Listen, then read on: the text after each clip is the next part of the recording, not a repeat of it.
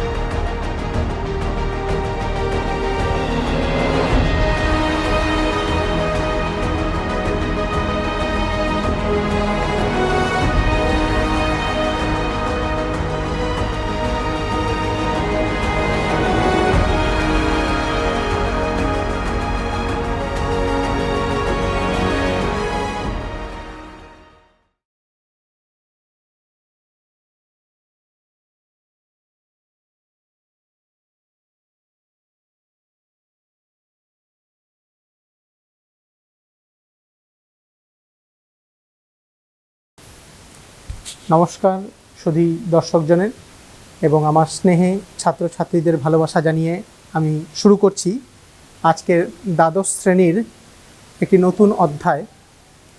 আমরা ভাষা বলে যেই অধ্যায়টি আছে দ্বাদশ শ্রেণীর বইটিতে, অর্থাৎ দ্বিতীয় বই ভাষা সংস্কৃত সাহিত্যের যেই চর্চা বইটি রয়েছে, সেই বইটি সবাই সংগ্রহ করবে, সবাই সংগ্রহ করে নিজের কাছে রাখবে। এটা হচ্ছে প্রথম কথা। ছাত্রছাত্রীদের অবশ্যই বই সঙ্গে রাখতে হবে, এটা প্রথম কথা। তারপরে হচ্ছে পড়াশোনা। আমরা ভাষা অংশে দেখব যে ভাষার অনেকগুলো অধ্যায় আমাদের পড়তে দেওয়া হয়েছে। প্রথম দিকটাতে তোমরা দেখবে সংস্কৃতি চর্চা দেওয়া আছে, অর্থাৎ গানের ধারা, বিজ্ঞানের ধারা, খেলাধুলা এগুলো রয়েছে। তার পরবর্তী অর্থাৎ বইয়ের মাঝামাঝি অংশে দেখবে ভাষার কথাটি উল্লেখ আছে। প্রথম অধ্যায় যেটি আমাদের পড়তে হচ্ছে ভাষা বিজ্ঞান ও তার বিভিন্ন শাখা।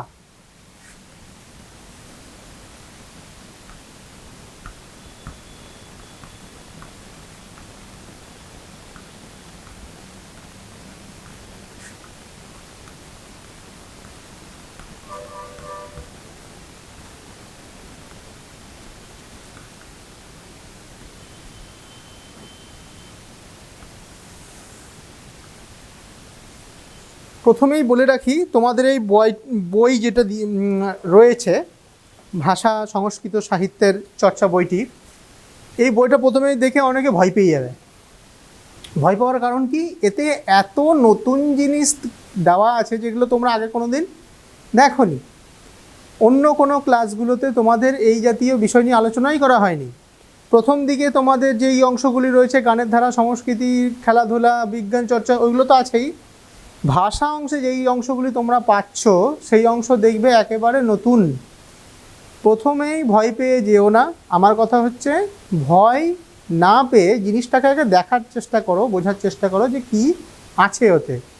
দেখবে খুবই সহজ সরল জিনিস নিয়ে আলোচনা করা হয়েছে ওখানে। সেই জিনিসটা কি না ভাষা। সেই ভাষাটা কি আসলে? ভাষা হচ্ছে আমাদের মুখের ভাষা। আমরা যে কথা বলি, আমরা মানুষেরা যে কথা বলি, সেই মুখের ভাষা নিয়েই ওইখানে আলোচনা করা হয়েছে। সুতরাং কঠিন লাগার কথা নয়।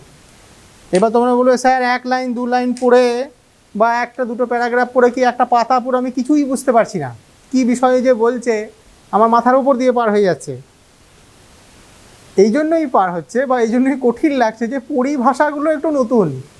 পরিভাষাগুলো মানে হচ্ছে এই বইয়ের যে শব্দগুলি ব্যবহার করা হয়েছে, যেইভাবে বই নির্মাতারা, যিনি বই লিখেছেন, যেইভাবে ব্যাখ্যাটি করেছেন, সেই ব্যাখ্যার ভাষাটি তোমাদের কাছে নতুন।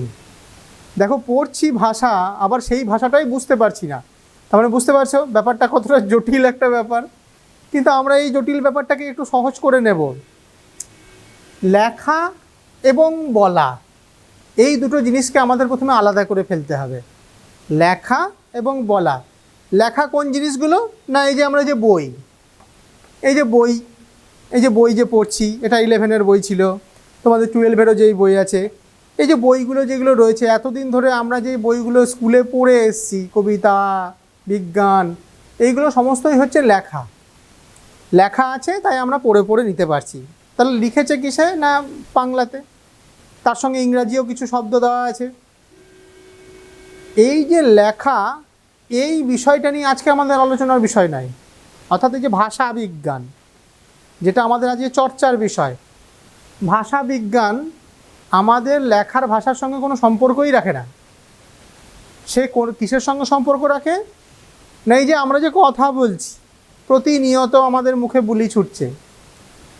কেউ খুব বেশি কথা বলে, কেউ অল্প কথা বলে, সারাদিনে হয়তো গুনে গেথে কথা বলে কয়েকটা, কেউ আবার সাধারণ, মানে নর্মালি যেটুকু প্রয়োজন হয় সেইটুকু সে বলা প্রয়োজন হয়। তো এই যে আমাদের মুখে বলার ভাষা, সেই ভাষাটাই কালে কালে, যুগে যুগে কীভাবে আজকের অবস্থায় এসে দাঁড়িয়েছে, সেইটা নিয়েই আমাদের আজকের আলোচনার বিষয়। প্রথমেই নামটি দেওয়া হয়েছে কি না, ভাষা বিজ্ঞান। ভাষা বিজ্ঞান, এই যে কথাটি, এই কথাটি একটু মারাত্মক কথা। প্রথম কথা হচ্ছে ভাষা। ভাষা মানে হচ্ছে ল্যাঙ্গুয়েজ, অর্থাৎ কলা বিভাগের মধ্যে পড়ছে, আর্টসের মধ্যে পড়ছে। কারণ আমরা জানি বাংলা, ইংরাজি, সংস্কৃত এগুলো সব আর্টসের বিষয়। বেশ। আর বিজ্ঞান মানে হচ্ছে সায়েন্স। তাহলে দুটো জিনিস একসাথে এসছে একটা কথাতে। তোমায় বলে তাহলে এইখানেই তো প্রথম গণ্ডগোল। আর্টস আর সায়েন্স কি একসঙ্গে চলে? উত্তর হচ্ছে চলে। আর্টস সায়েন্স একসঙ্গেই চলে। কেন কি? আমরা কোনো জিনিসকেই বিনা যুক্তিতে মেনে নিই না। আবার বলছি, আমরা কোনো বিষয়কেই, যে কোনো জিনিসকে বিনা যুক্তিতে মেনে নিই না। তাহলে ভাষাকে কেন বিনা যুক্তিতে মেনে নেব? সেটাও তো কথা। এই যে আজকে আমি বাংলা ভাষাতে কথা বলছি, এটার ভেতরে কত কিছু যে এক্সট্রা ঢুকে আছে, কত কিছু হিন্দি, কত কিছু ইংরাজি যে প্রয়োগ করে ফেলছি, এটা কেন করছি, কীভাবে হলো এইরকমভাবে, এই বিষয়টাই তো আমাদেরকে জানতে হবে। ভাষা বিজ্ঞান সেই কাজটি আমাদের সামনে করে দেখায়। আবার বলছি, ভাষা বিজ্ঞান মানে হচ্ছে ভাষার বৈজ্ঞানিক ব্যাখ্যা। ভাষার বৈজ্ঞানিক ব্যাখ্যা। বৈজ্ঞানিক মানে হচ্ছে যুক্তি তর্ক সম্পন্ন, যেটা কিনা আমরা যুক্তি দিয়ে, তর্ক দিয়ে বুঝবো। ভাষা বিজ্ঞান সেই কাজটি আমাদের সামনে করে দেখায়। যে যা বলবে তাই কি আমাদের বিশ্বাস করে নিতে হবে? আমরা সেটা কি করি? নিশ্চয়ই করি না। এই জন্যই কী করেছেন, যারা ভাষা বিজ্ঞানী, অর্থাৎ যারা ভাষা নিয়ে চর্চা করেন, ভাষাতে যারা গবেষণা করেন, যারা পণ্ডিত ব্যক্তি, আমাদের মতো সাধারণ মানুষদের দ্বারা ওই কাজ সম্পন্ন হবে না। কারণ তখন তাদেরকে প্রচুর পড়াশোনা করতে হয়, অন্যান্য অনেক ভাষা নিয়ে তাদের জ্ঞান অর্জন করতে হয়, তারপরেই তারা যে কোনো একটা ভাষার বৈজ্ঞানিক ব্যাখ্যা দিতে পারেন। আমরা সায়েন্টিস্ট যাদেরকে বলি, সাধারণত সায়েন্টিস্ট মানে বিজ্ঞানের যারা লোক, তারা কি আর হাবিজাবি লোক হন নাকি সাধারণ লোক হন? তারা একটু আলাদা ধরনের, একটু হাই ক্লাসের লোক হন। তাদের ব্রেন পাওয়ার আলাদা, তারা শিক্ষিত, উচ্চশিক্ষিত যাকে বলে। সুতরাং ভাষা বিজ্ঞানীরাও কিন্তু উচ্চশিক্ষিত। যারা এই আলোচনাটি করেন তারা কিন্তু অনেক বিষয়ে পড়াশোনা করে, অনেক বিষয়ে জ্ঞান অর্জন করে, অনেক রকম পরীক্ষা নিরীক্ষা করে আমাদের সামনে একটি তথ্য তুলে ধরেন যে আমাদের, ধরো বাংলা ভাষায়, আমাদের এই ভাষাটি আগে এইরকম ছিল, মাঝে এরকম ছিল, পরবর্তীকালে আমাদের বর্তমানে এরকমটি হয়েছে। এবং যদি এরকমভাবে চলতে থাকে তাহলে হয়তো আরও 50 বছর পর, কি আরও 20 বছর পর, কি কারো 100 বছর পর এই ভাষাটি এরকম রূপ নিতে পারে বলে একটা অনুমানও তারা করতে পারবেন। আমি আস্তে আস্তে আলোচনায় ঢুকবো। সুতরাং প্রথমেই তোমাদের ধারণাটি পরিষ্কার করে দিলাম যে ভাষা বিজ্ঞান বিষয়টি কী। ভাষা বিজ্ঞান বিষয়টি হচ্ছে ভাষার বৈজ্ঞানিক ব্যাখ্যা বা যুক্তি তর্ক দিয়ে ভাষাকে বোঝার চেষ্টা। বোঝা গেল ব্যাপারটা? এরপরে চলে আসছি, এই যে ভাষা বিজ্ঞান, এর কাজটা কি, সে কি কি করে, ভাষা বিজ্ঞান ভাষার বিভিন্ন বিষয় নিয়ে আমাদের আলোচনা করে দেখায়। সেটা যে কোনো ভাষারই হতে পারে। আমি যদি ইংরাজি ভাষা ধরি তারও হতে পারে, বাংলা ভাষারও হতে পারে, হিন্দিরও হতে পারে, বিশ্বে যাবতীয় যত ভাষা আছে সেগুলোর হতে পারে, কিন্তু অবশ্যই মানুষের মুখের ভাষা, লিখিত ভাষা নয়। লিখিত ভাষাকে ভাষাবিজ্ঞান চর্চার মধ্যে আনে না, মানুষের মুখের ভাষাকে। এই ভাষা লিখিত কেন নিল না বা মৌখিক কি কেন ভাষাবিজ্ঞানের অঙ্গ হলো, সেইটা তর্কে আসতে পারে। তোমাদের বইয়েও দেখবে এই ব্যাখ্যাটি দেওয়া আছে যে মানুষের মুখের ভাষাকে ভাষাবিজ্ঞান কেন নিল, লিখিত ভাষাকে কেন নিল না। কারণ লিখিত ভাষাটি একটি সীমাবদ্ধ। লিখিত ভাষা আমরা যদি বলি এর সীমা আছে।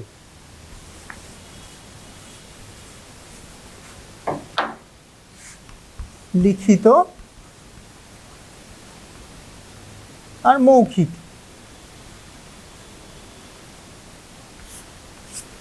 লিখিত ভাষা সীমাবদ্ধ, অর্থাৎ এই যে আমরা যেগুলি লিখছি সেগুলির মধ্যে কিছু আমাদের বন্ধন দেওয়া আছে যে আমরা এর বাইরে লিখতে পারবো না। যেমন ধরো আমি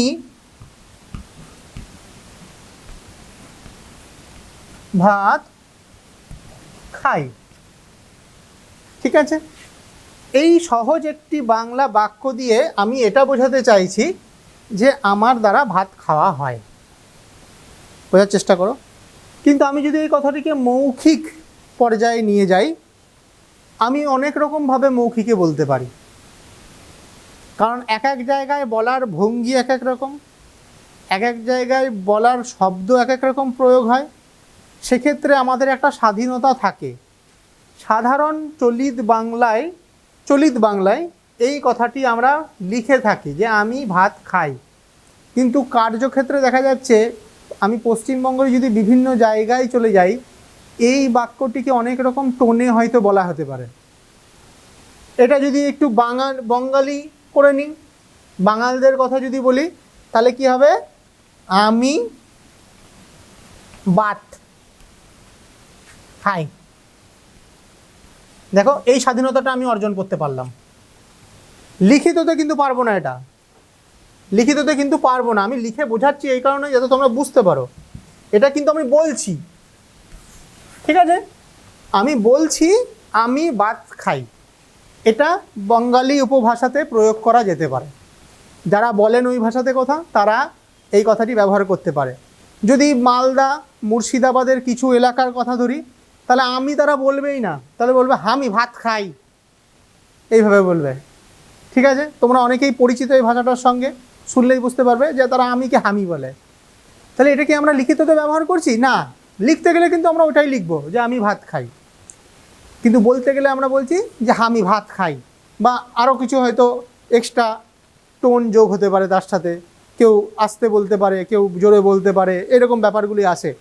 তাহলে কি হচ্ছে, ভাষাবিজ্ঞান হচ্ছে একটা বিশাল বড় জিনিসকে নিয়ে দেখে। লিখিত ভাষা হচ্ছে সংক্ষিপ্ত জিনিস, তার গণ্ডি সম্পন্ন। আর দ্বিতীয় কথা হচ্ছে, আমরা লেখালেখি শুরু করেছি অনেক পরে। অনেক পরে বলতে, যবে থেকে আমরা কথা বলতে শিখেছি তার বহুদিন পর থেকে আমরা লিখতে শুরু করেছি। কথা বলতে শিখেছি প্রায় লাখখানেক বছর আগে থেকে। আমরা তো জানি না এক্স্যাক্টলি আমরা কবে থেকে কথা বলতে শিখেছি, তবুও গবেষণার মাধ্যমে জানা যাচ্ছে, মানুষের কঙ্কাল পরীক্ষা করে দেখা যাচ্ছে যে আমাদের মোটামুটি কথা বলার বয়স কমসে কম 20,000 কি তারও পুরনো বছর আগে অনুমান করা হচ্ছে। শিওরভাবে বিজ্ঞানীরা হয়তো বলতে পারেন না, তারা অনুমান করে এইটুকুই জায়গাতে পৌঁছেছেন যে হয়তো 20,000 বছর আগে থেকে আমরা হয়তো কথা বলতে শিখে গেছি। কথা বলতে কি আজকের মতো কথা বলতে না, তখনকার কথা এখনকার মতো ছিল না, তখন মানে বোঝাবার মতো ছিল, কেউ বুঝতে পারছে এরকম।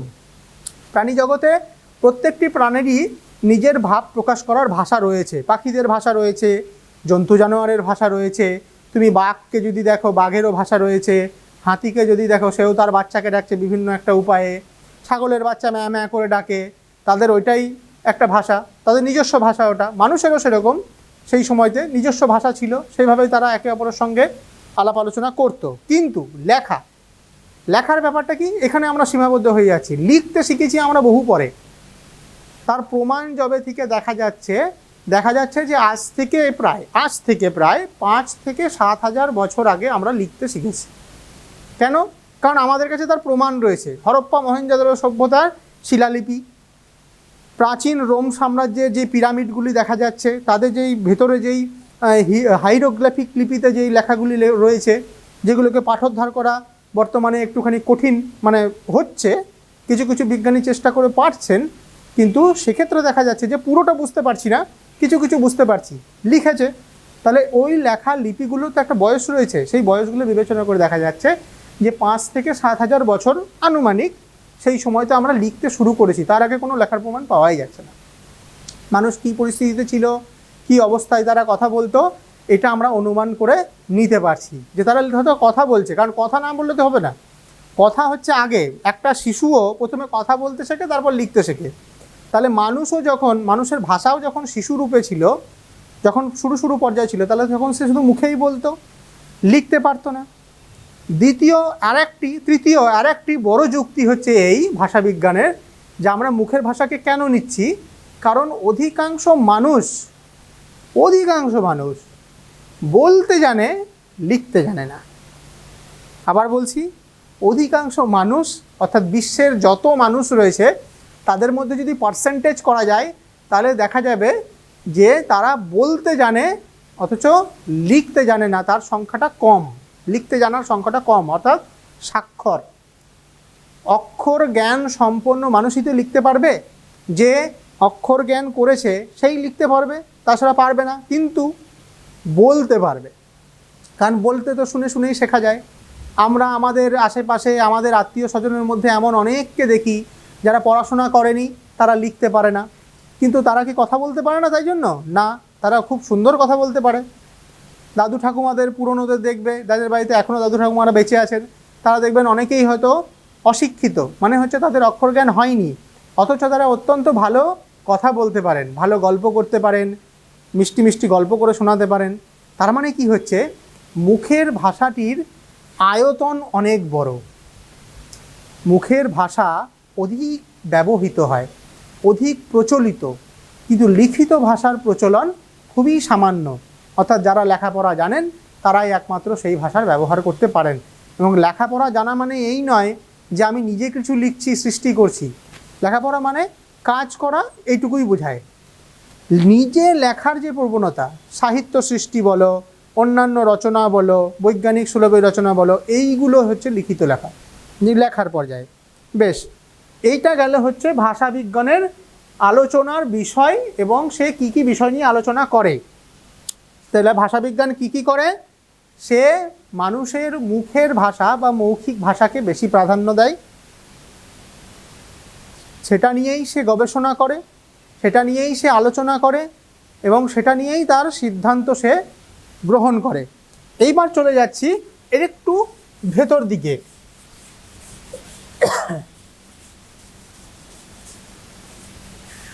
এবার বলি ভাষাবিজ্ঞান এই যে কাজগুলো কিভাবে করে।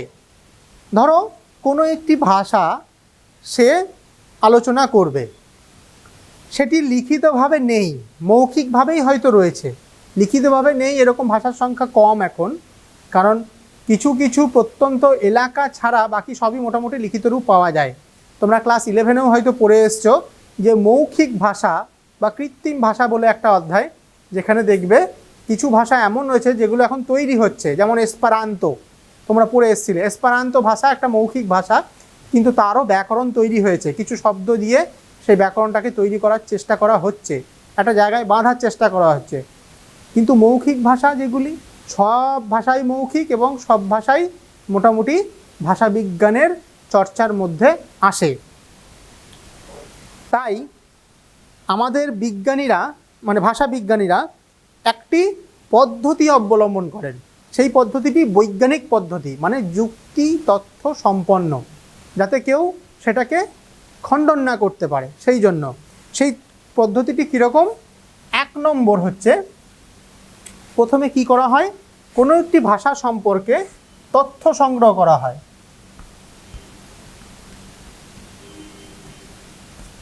তথ্য সংগ্রহ ও নথিভুক্তিকরণ।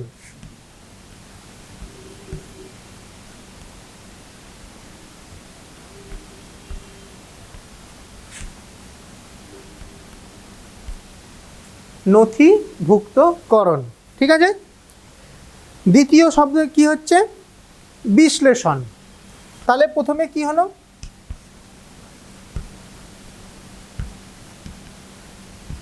ধরে নাও আমি একটি স্কুলে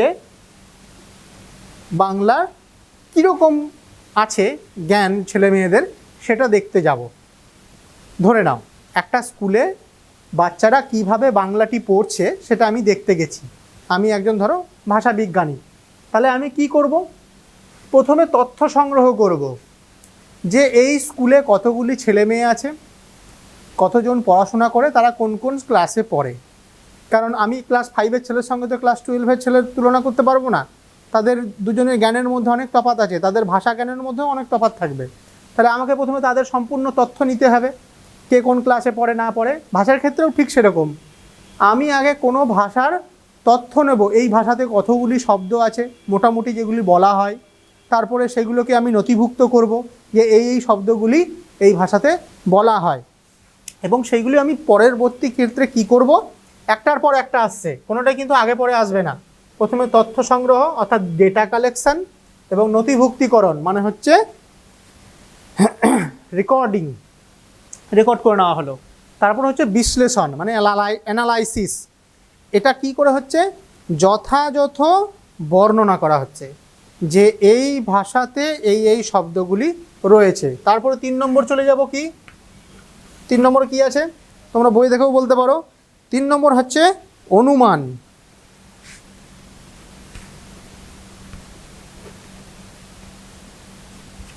অনুমান। এবার ধরো এই যে বিশ্লেষণ করলাম একটা জিনিস নিয়ে যে হ্যাঁ এই ভাষাতে এই শব্দগুলি আছে এবং এগুলোর বলার ধরন হচ্ছে এই রকম, বুঝতে পারলে?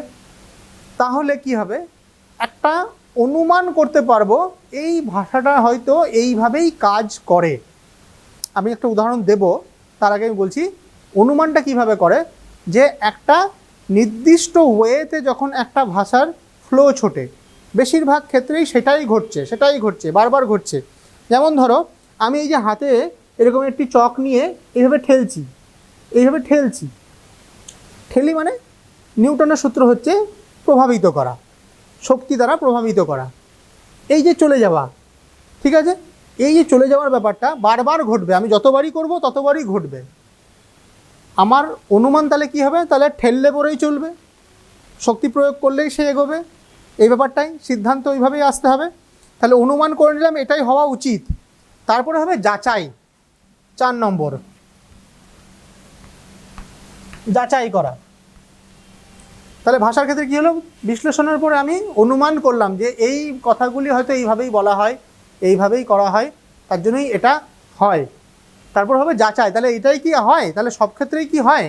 এইবার দেখো আমি একটা উদাহরণ দিচ্ছি যাতে তোমাদের ক্ষেত্রে একটা স্পষ্টীকরণ চলে আসবে। আমি ভাত খাই, ভালো করে দেখবে, আমি ভাত খাই। এখানে আমি কর্তা,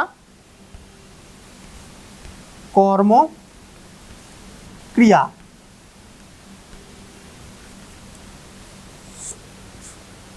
এইভাবেই বাংলা ভাষার গঠন। আমি ভাত খাই অর্থাৎ প্রথমে কর্তা থাকবে, তারপর কর্ম থাকবে, তারপরে হবে ক্রিয়া অর্থাৎ বাক্যের সর্বশেষে ক্রিয়ার প্রয়োগ। এটাই কিন্তু বাংলা ভাষার বৈশিষ্ট্য। মাঝে কর্ম থাকলে থাকতে পারে, নাও থাকতে পারে, কর্তাও কিন্তু থাকবে, কর্তা থাকতে হবে। বেশ, এবার কোনো কোনো ক্ষেত্রে কর্তা নাও থাকতে পারে, সেটা অনুমান করতে হয় কর্তাকে, কিন্তু কর্তা বাক্যে থাকে।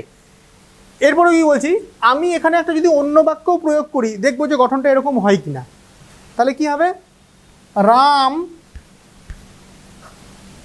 দুধ খায়। দেখো একদম সম্পূর্ণ ভিন্ন একটা বাক্য আমি ব্যবহার করলাম।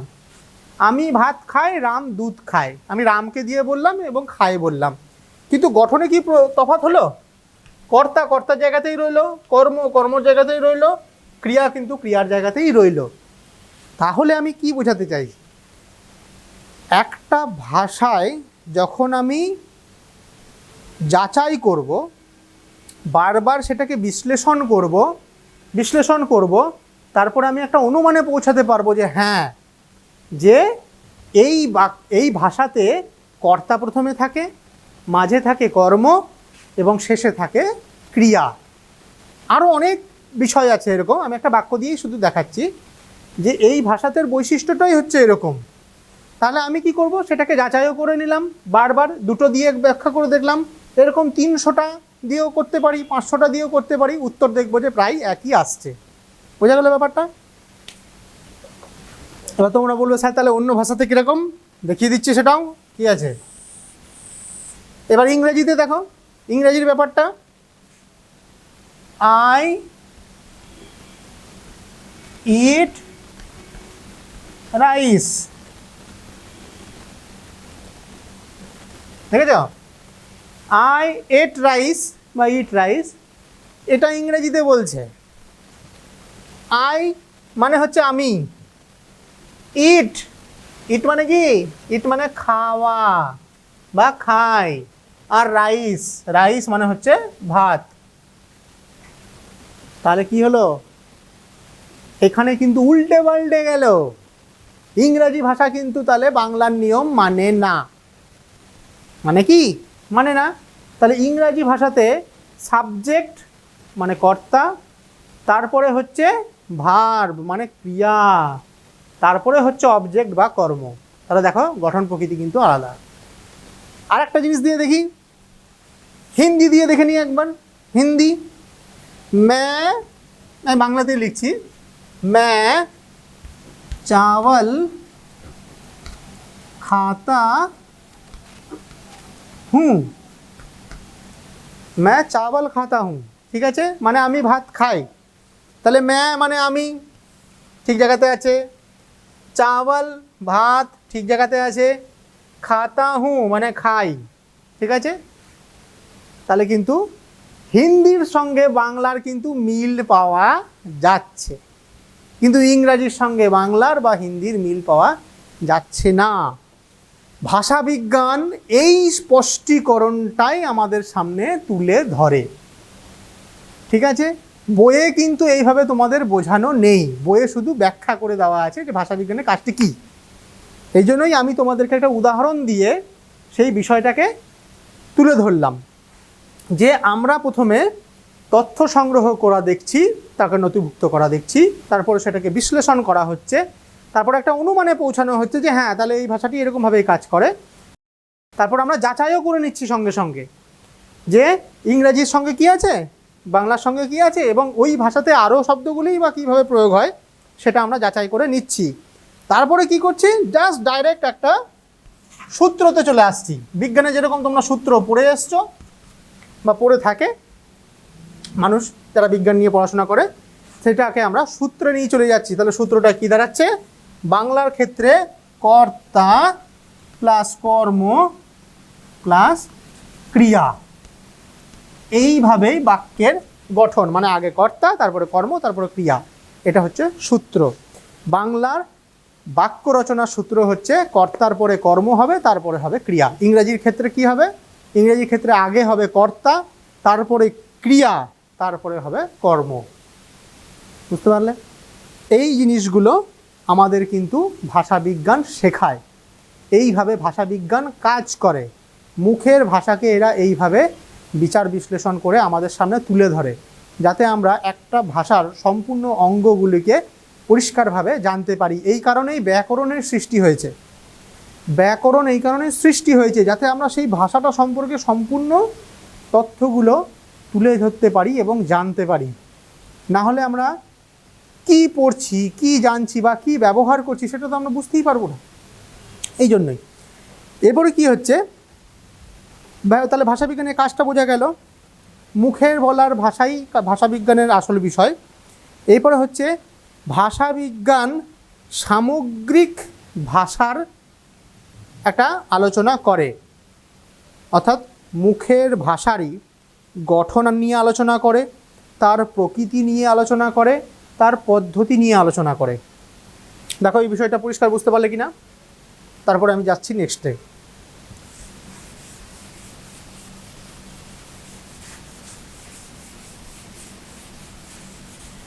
তোমাদের ছোট ছোট প্রশ্ন আসবে এই অংশ থেকে, সুতরাং তোমরা একটু ছোট প্রশ্নগুলো লাইন ধরে যেগুলি দেখবে একটু গুরুত্বপূর্ণ লাইন পড়লেই বুঝতে পারবে, এবং আমিও বলে বলে যাচ্ছি, সেই লাইনগুলো তলে একটু একটু দাগ দাগ দিয়ে পড়বে যাদের বই রয়েছে, তাহলে কি হবে, ছোট প্রশ্নগুলো তোমাদের হয়ে যাবে।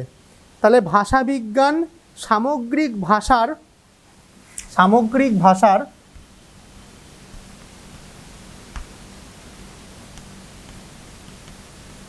কোন কোন জিনিসগুলো নিয়ে আলোচনা করে? এক হচ্ছে গঠন, যে কোনো ভাষারই হতে পারে এটা গঠন। দুই কি হচ্ছে প্রকৃতি। তিন কি নিয়ে করে? পদ্ধতি।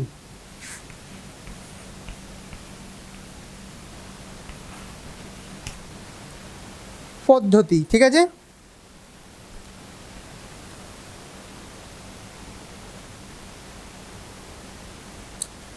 এগুলি বিজ্ঞানসম্মত আলোচনা করে। বারবার বলছি, বিজ্ঞানসম্মত আলোচনায় হচ্ছে ভাষাবিজ্ঞানের কাজ। ভাষাবিজ্ঞান কথাটা শুনেই অনেক সময় মাথার ভেতরে যেন অনেক রকমের কথা চলে আসতে পারে, যে ভাষাবিজ্ঞান আবার কী জিনিস রে বাবা।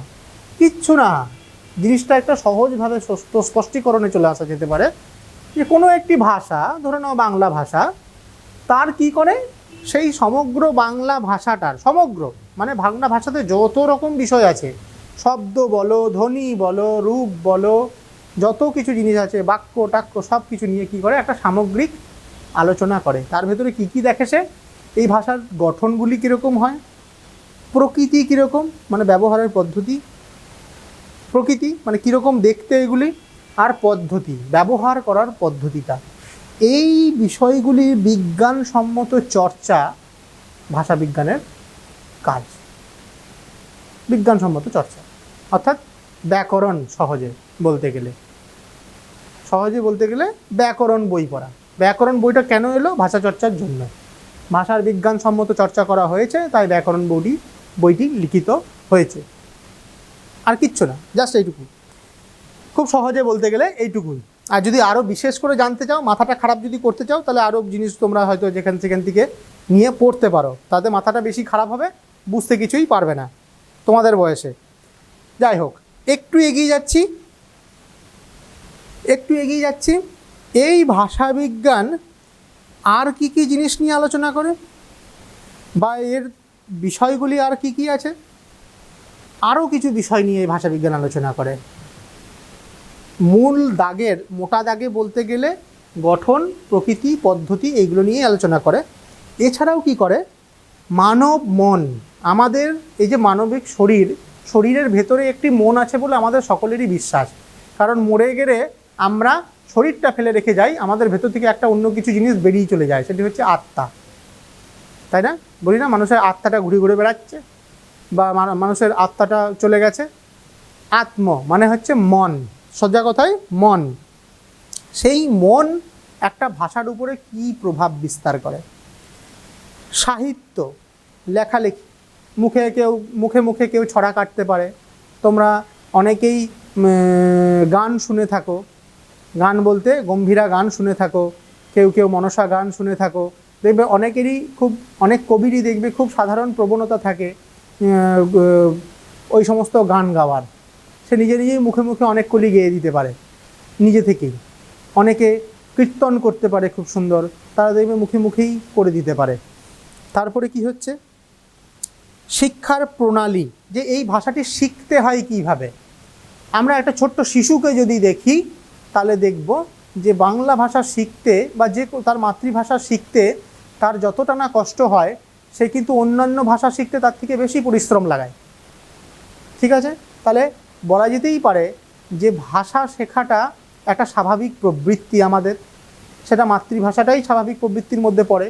এবং অন্যান্য ভাষা শিখতে গেলে আমরা সেই স্বাভাবিক প্রবৃত্তিটাকে কাজে লাগিয়ে, অর্থাৎ বাংলা ভাষার জ্ঞানটা কাজে লাগিয়েই আমি ইংরেজিটা শিখতে পারছি।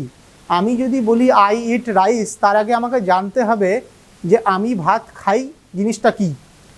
নাহলে আমি আই ইট রাইস শিখতে পারবো না। বুঝতে পারছো ব্যাপারটা? আমাকে আগে মাতৃভাষায় সেই ভাবটি আগে শিখতে হবে, এটাই হচ্ছে ব্যাপার। তাহলে ভাষা শিক্ষার প্রণালীও জানতে হবে, এবং মানব মস্তিষ্ক, আমাদের মূল স্টোরেজ রুম হচ্ছে এই মাথার ভেতরে থাকা মস্তিষ্কটি। মস্তিষ্কটি দুই অংশে বিভক্ত, বাম দিক এবং ডান দিক, মোটামুটি তিনটে দিক, আমি অত তর্কে যাচ্ছি না, ধরে নাও মোটামুটি দুটো দিক, এই দিকটা বাঁ দিকটা আর ডান দিকটা। ভাষা শিক্ষার ক্ষেত্রে তার স্নায়ুতন্ত্রের, মস্তিষ্কে প্রচুর সংখ্যক স্নায়ু আছে, যেগুলি কিনা আমাদের সবসময় অন্যান্য কাজও পরিচালিত করছে। এবং আমরা যে কথা বলছি, এই যে গুছিয়ে কথা বলা, মানুষ শুরু থেকে ছোটোবেলা থেকে গুছিয়ে কথা বলতে শেখে না, মানে পারে না, তাদেরকে গুছিয়ে কথা বলাটা শিখতে হয়। তারা কাটা কাটা কথা বলে, হয়তো ছোট বাচ্চা প্রথম কথা বলা শিখছে, সে মা আসো এটা বলতে পারবে না, সে বলবে মা মা, হাত পা বাড়িয়ে এটা বলবে, বা বাবাকে দেখে হয়তো বাবা এরকম বলবে, কোলে নাও এটা বলতে পারবে না। কিন্তু একটা বড় বাচ্চা কিন্তু বলতে পারবে যে বাবা কোলে নাও, বা খাবো করবে। এই যে ব্যাপারটি, ভাষা কিন্তু শিখতে হয়, সেটি আমাদের মস্তিষ্কে বিভিন্ন রকমভাবে প্রক্রিয়া চালায় বলেই সে ভাষাটি শিখতে পারে। তাহলে মস্তিষ্কেরও কাজ রয়েছে, তার স্নায়ুরও বিভিন্ন রকমভাবে কাজ রয়েছে ভাষা শেখার ক্ষেত্রে। এই বিষয়গুলি কিন্তু ভাষা বিজ্ঞানেরই চর্চার অঙ্গ। আমরা ওই কথাতে পরে আসব। এইবার আমরা মোটা দাগের কিছু জিনিস জেনে নিই। সেটা হচ্ছে এই যে ভাষা বিজ্ঞান, সে কি কি পদ্ধতিতে, কি কি ধারায় গবেষণাগুলি করে, ঠিক আছে? শাখা, এবার আমরা শাখাটি জানব।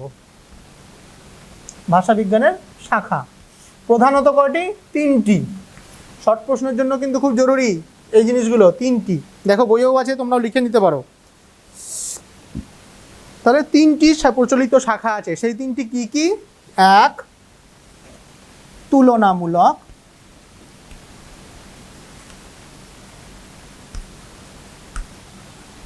দুই, ঐতিহাসিক।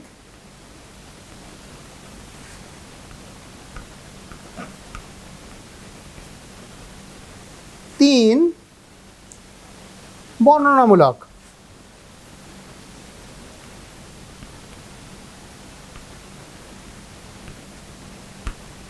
ঠিক আছে?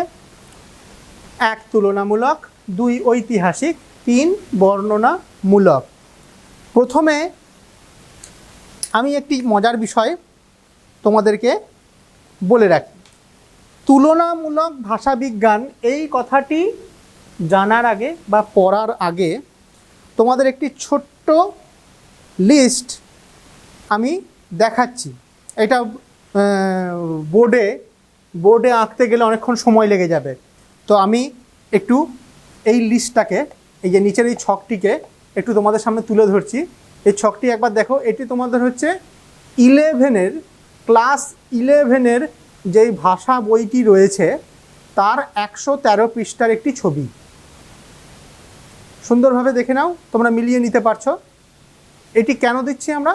তুলনামূলক ভাষাবিজ্ঞান পড়ার জন্য এই ছকটি কিন্তু আমাদের খুব প্রয়োজন। যাদের কাছে 11-এর বইটি এখনও আছে তারা এই বইটি 113 পৃষ্ঠা খুলে দেখবে। এই যে অবর্গীভূত ভাষার পরেই যেই ছকটি দেওয়া রয়েছে, ঠিক আছে? এটাতে কি দেওয়া আছে না, আমরা বর্তমানে ভাষাবিজ্ঞান যদি আলোচনা করতে চাই তাহলে তুলনামূলক ভাষাবিজ্ঞানের আলোচনার বিষয়বস্তুটি কি। কতগুলি ভাষা আছে বিশ্বে, প্রচুর ভাষা রয়েছে, প্রচুর। বলতে গেলে 2000-এরও বেশি ভাষা কথা বলা হয় গোটা বিশ্বে, হয়তো আরও বেশি হতে পারে, তথ্য বলছে 2000-এরও বেশি ভাষা। তার মধ্যে প্রধান প্রধান ভাষাগুলিকেও যদি আমি নিই তো তোমরা দেখবে যে ইংরাজি রয়েছে, জার্মান রয়েছে, সুইডিশ রয়েছে, ফ্রেঞ্চ রয়েছে, রাশিয়ান ভাষা রয়েছে, জাপানি ভাষা, চীনা ভাষা সবচেয়ে বেশি কথা বলা হয়, চীনা ভাষা। এছাড়াও কি রয়েছে, আমাদের দেশের বড় বড় ভাষাগুলি, হিন্দি, গুজরাটি, বাংলা, অসমিয়া, এই জাতীয় ভাষাগুলি, এইগুলির মধ্যে সম্পর্ক কী এটা জানতে, এইগুলি কোন ধরনের ভাষা থেকে এসছে বা এইগুলির মধ্যে কি আদৌ কোনো সম্পর্ক আছে, এই বিষয়টা কিন্তু তুলনামূলক ভাষাবিজ্ঞান আলোচনা করে। বই কি বলছে তোমাদের? বইয়ে একটি তথ্য দেওয়া রয়েছে, খুব সুন্দর একটি কথা বলা আছে বইয়ে। বলছে স্যার উইলিয়াম জোন্স, স্যার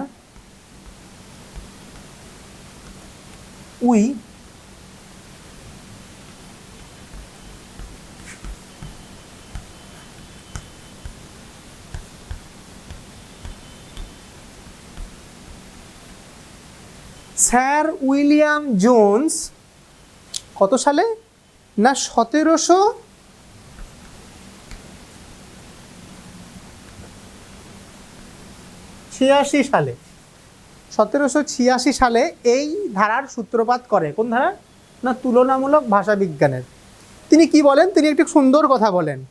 তিনি বলেন যে আমাদের বিশ্বের যত বড় বড় ভাষাগুলি রয়েছে, অর্থাৎ সংস্কৃত, জার্মানি এবং তোমার হচ্ছে ল্যাটিন, তারপরে কি বলছেন গ্রিক, ফার্সি, এই ভাষাগুলি নাকি একই বংশ থেকে জন্মেছে, একই ভাষা বংশ থেকে জন্মেছে। এবং সেই ভাষাটি কি তোমরা এই বইয়ে দেখতে পেলে, এটি হচ্ছে ইন্দো ইউরোপীয় ভাষা। আবার দেখিয়ে দিচ্ছি আমি, ইন্দো ইউরোপীয় ভাষা। দেখো এখানে পরপর সেই ভাষাগুলির নাম কিন্তু দেওয়া রয়েছে। তো এই তথ্যটি তিনি আবিষ্কার করলেন। এই যে জার্মানি, ইংরাজি,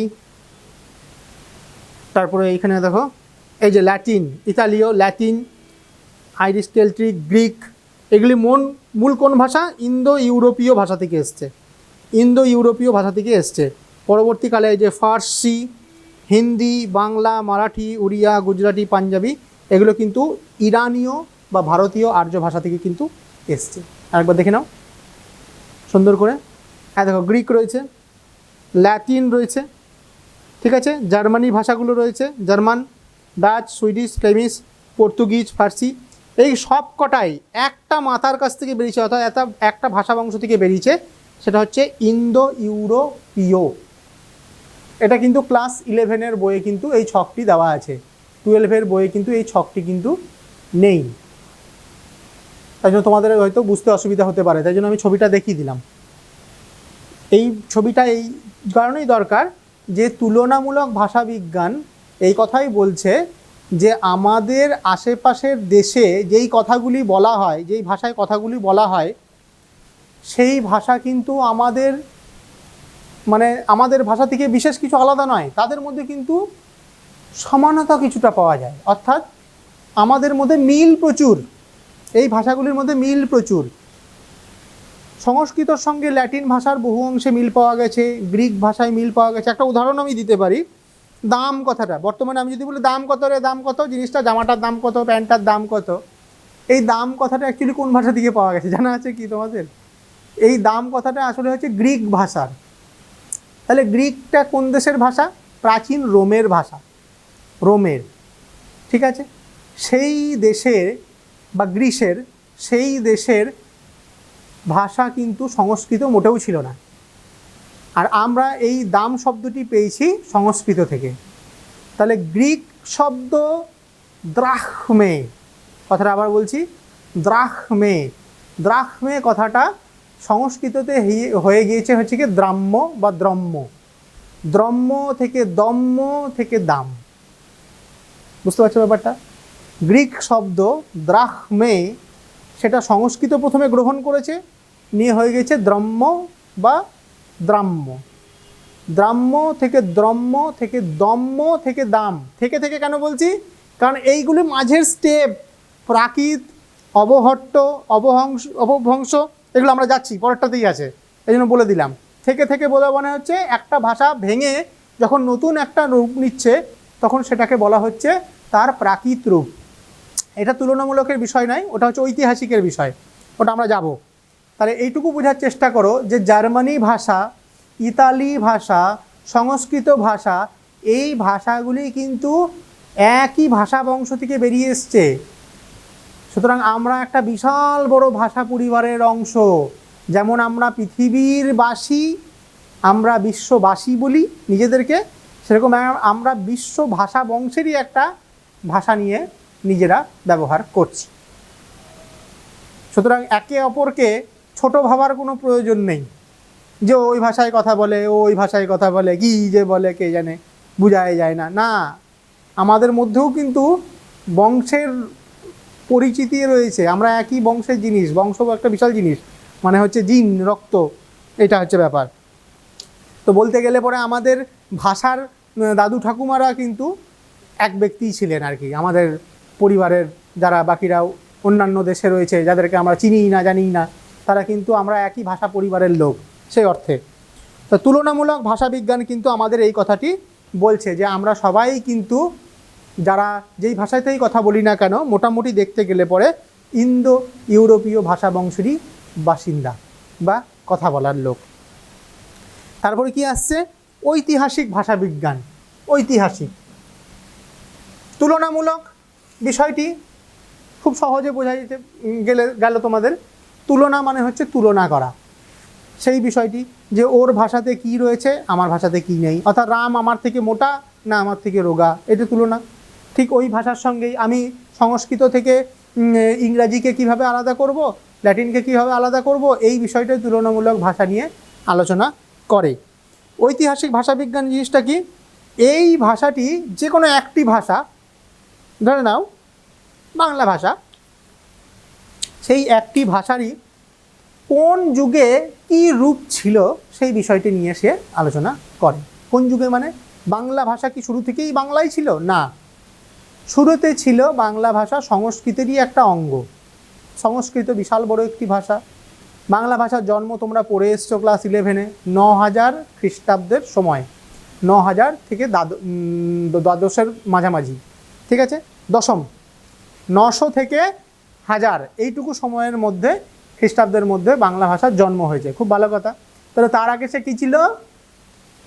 কী ছিল স্যার? তার আগে সে ছিল মাগধী অপভ্রংশ। মাগধী অপভ্রংশ কী স্যার? মাগধী অপভ্রংশ হচ্ছে সংস্কৃতেরই একটা প্রাকৃত রূপ, সংস্কৃত ভাষার একটি প্রাকৃত রূপ, যেটা কিনা এই যে বাংলা, অসমিয়া, উড়িষ্যা এইটুকু সব এলাকার মধ্যে বলা হতো মাগধী অপভ্রংশ। সেই মাগধী অপভ্রংশের পূর্ববর্তী রূপই হচ্ছে সংস্কৃতের একটা বিশাল বড় অঙ্গ। সংস্কৃতের অনেকটা অঙ্গ ছিল, 5খানা বড় বড় অপভ্রংশ ভাষা ছিল তার, ঠিক আছে। তাহলে এই যে সংস্কৃতের সন্তান আমরা, সেটা কিন্তু প্রকাশিত করে, সেটা কিন্তু প্রমাণ করে ঐতিহাসিক ভাষাবিজ্ঞানের আলোচনা। কথাটা বোঝা গেল কি না? ঐতিহাসিক ভাষাবিজ্ঞান একটা ভাষার পরপর রূপ, অর্থাৎ আমরা প্রথমে সংস্কৃত ছিলাম, তারপরে সেটাকে প্রাকৃতে এলাম, তারপরে সেটাকে অবহট্টে এলাম বা অপভ্রংশে এলাম, তারপরে আমরা বর্তমান রূপে এলাম। যেমন একটা খুব সহজে উদাহরণ দিয়ে তোমাদেরকে শব্দটা দিয়ে বুঝিয়ে দিতে পারি। যেমন হচ্ছে 11, আমরা বাংলাতে বলছি 11, 11, 12 বলছি 12। তোমরা বলো তো 11 মানে হচ্ছে 1, 10, 1, 11। এই যে 1, 10, 1, 11 এই কথাটা আমি হঠাৎ করে কি সৃষ্টি করে ফেললাম না? আমার মনে হলো আমি বলে দিলাম একটা, ওইটাই বলতে লাগছে সবাই, তা নয়।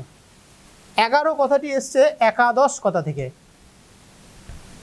একাদশ, তোমরা বলবে একাদশ তো স্যার সংস্কৃতর মতো শোনাচ্ছে, সাধু ভাষা। অবশ্যই সংস্কৃত থেকেই তো এই 11 কথাটি এসছে। একাদশ কথা প্রথমে সংস্কৃতে ছিল, সেটি কি হলো? প্রাকৃত এলো, মানে ভাষাটি যুগ অনুসারে ভাঙলো, নিয়ে কি হলো? একাদ, ভালো করে দেখবে, একাদ, তারপরে হলো এ গা অ, ঠিক আছে। দ উঠে গেল, পুরোপুরি উঠে গেল, ক গ হয়ে গেল। এটা কিন্তু ধ্বনি পরিবর্তন হয়েছে, ভাষার নিয়মই হচ্ছে তাই, সে প্রতি মুহূর্তে পরিবর্তনশীল, পরিবর্তন করতে থাকে নিজেকে। তারপরে হয়ে গেল এটা 11। এরকম 12টাও তাই, দ্বাদশ, দ্বাদশ, এই যে দ্বাদশ কথাটা লিখেছি, ঠিক আছে। দ্বাদশে দেখো ব লেখা থাকে, তোমরা হয়তো এই জিনিসটা লক্ষ্য করোনি। দ্বাদশ, এই যে দয়ে বয়ে আকার, এই বটা আসলে এই ব। 12 যে এসছে এই কথাটা এমনি এমনি আসেনি। দ ব, এই দ বয়ের প্রথম দটা লুপ্ত হয়ে গিয়ে দাওস বা বাওস বলা হতো, বাও থেকে 12, এইভাবেই ধ্বনি পরিবর্তিত হতে হতে ভাষা ভিন্ন ভিন্ন রূপ নিতে নিতে এক ভাষাতে প্রচলিত হয়ে যায়। হিন্দিতে বলে 12, হিন্দিতে বলে 12, বাংলাতে বলে 12, হিন্দিতে বলে 11, 11, তাহলে 11 বা 11 একই রকম শোনাচ্ছে। তাহলে এসছে কোথা থেকে? সংস্কৃত থেকে এসছে, আর কিচ্ছু না। সংস্কৃত একাদশ থেকে আমরা সবাই নিয়ে ফেলেছি, নিজের মতো করে একটুখানি গুছিয়ে নিয়েছি, এটা আমাকে এরকমভাবে বলতে হবে, ওটা আমাকে এরকমভাবে বলতে হবে। এই তাহলে ঐতিহাসিক ভাষাবিজ্ঞান আমাকে এই তথ্যটি দিচ্ছে যে একটি ভাষা সে যুগে যুগে কীভাবে পরিবর্তন হয়ে, প্রাকৃত হয়ে, অবহট্ট হয়ে, অপভ্রংশ হয়ে কীভাবে রূপ নিচ্ছে, সেই পরিচয়টা কিন্তু আমাদের ঐতিহাসিক ভাষাবিজ্ঞান দিচ্ছে। এরপর আমরা চলে যাচ্ছি বর্ণনাত্মক ভাষাবিজ্ঞানে। বর্ণনামূলক ভাষাবিজ্ঞান, বর্ণনামূলক ভাষাবিজ্ঞান আরও সহজ। সে কি করে? সে একটি ভাষার, ধরুন এই শব্দটাই একাদশ বা দ্বাদশ বা 11, 12, এই ভাষার এই শব্দগুলি, যে কোনো একটা শব্দ যদি নিই, সেই শব্দটি তৈরি হলো কি দিয়ে? কি হলো না, এ, তারপরে গ, আ, র, তাহলে এ যোগ গ যোগ আ যোগ র, 4টে ধ্বনি মিলে 11 কথাটি হয়েছে তৈরি। একাদশের ক্ষেত্রে দেখলে আর একটু বেশি, 1, 2, 3, 4, 5, দেখো 5টা হয়ে গেল, বুঝতে পারলে?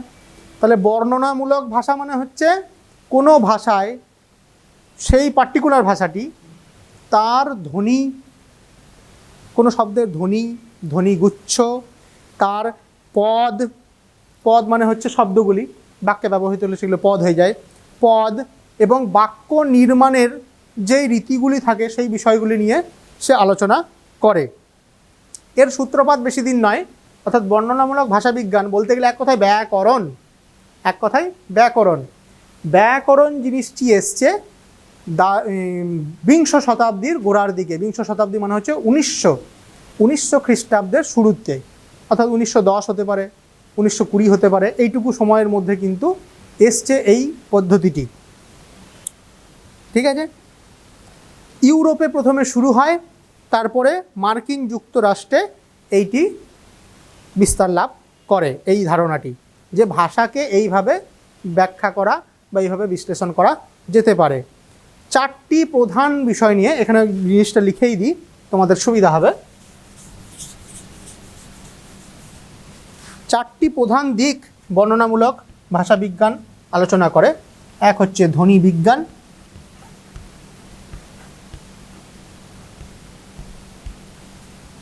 ও ধ্বনি তত্ত্ব,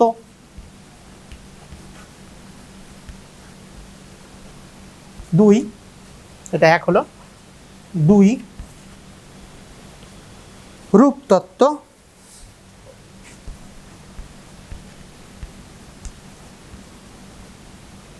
3 তারপর কি আছে শব্দ বাক্যতত্ত্ব,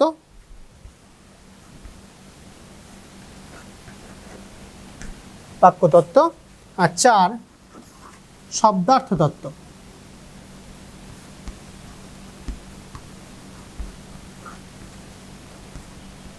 দেখবে তোমাদের এই বইটারই শেষের দিকে শব্দার্থ তত্ত্ব নিয়ে আলোচনা করা আছে।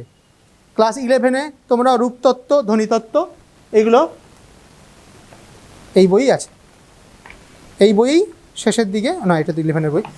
দেখবে ক্লাস 12-এর এই বইটাতেই তোমরা যে বইটা পড়ছো সেই বইটাতে দেখবে ধ্বনিতত্ত্ব, রূপতত্ত্ব এবং বাক্যতত্ত্ব এই জিনিসগুলো নিয়ে খুব বিস্তারিত আলোচনা করা হয়েছে।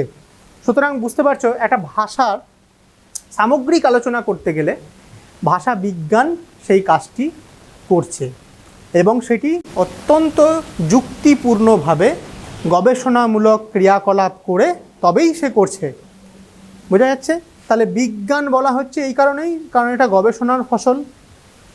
অনুমান করা তারপরে সিদ্ধান্তে পৌঁছানো, তার আগে তথ্য সংগ্রহ, নথিভুক্তিকরণ ইত্যাদি ইত্যাদি সমস্ত রকম পর্যায়ে পার করে তবে একটা সিদ্ধান্তে আসছে ভাষাবিজ্ঞান, এবং যেটি কিনা একটা ভাষাকে স্থায়িত্ব দান করছে। সেই ভাষা বিজ্ঞান আমরা জানছি বলেই ভাষাটির সম্পর্কে আমরা সম্পূর্ণ তথ্য পাচ্ছি। ভাষার এই অংশটি তোমাদের ক্ষেত্রে অত্যন্ত গুরুত্বপূর্ণ একটি জায়গা, যেখান থেকে খুব শর্ট কোশ্চেনও আসে। সুতরাং তোমরা একটু ভালো করে এই জায়গাগুলো, তথ্যগুলো তৈরি করে রাখবে। দেখা হচ্ছে পরবর্তী ক্লাসে। এখনকার মতো এই পর্যন্তই।